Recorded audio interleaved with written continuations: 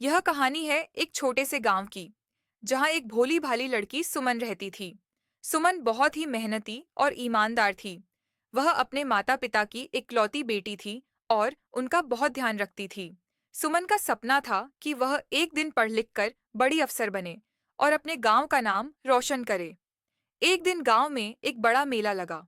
सुमन भी अपने माता पिता के साथ मेले में गई। मेले में बहुत सारी दुकानें, झूले और खाने पीने की चीजें थीं। सुमन ने अपने माता पिता के साथ मेले का खूब आनंद लिया। अचानक उसकी नजर एक बूढ़े व्यक्ति पर पड़ी, जो एक कोने में बैठा था और बहुत ही उदास दिख रहा था। सुमन उस बूढ़े व्यक्ति के पास गई और पूछा, दादाजी, आप यहाँ अकेले क्यों बैठे हैं? क्या बात है? बूढ़े व्यक्ति ने कहा, बेटी, मेरा नाम रामू है।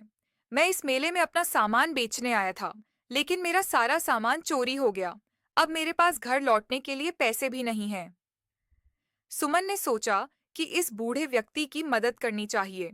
उसने अपनी गुल्लक में से पैसे निकालकर रामू दादाजी को दे दिए और कहा, दादाजी, आप इन पैसों से अपना सामान वापस खरीद लें और घर लौट जाएं।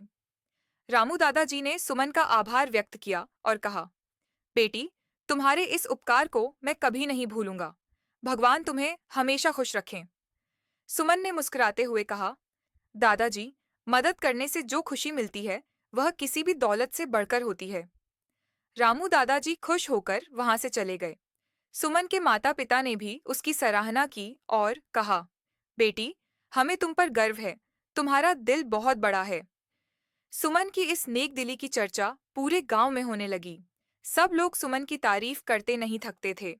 समय बीतता गया और सुमन ने अपनी पढ़ाई पूरी करके एक बड़ी अफसर बन गई। उसने अपने गांव के विकास के लिए कई काम किए और गांव का नाम रोशन किया। सुमन की कहानी हमें सिखाती है कि नेक दिली और मेहनत से किसी भी मुश्किल का सामना किया जा सकता है।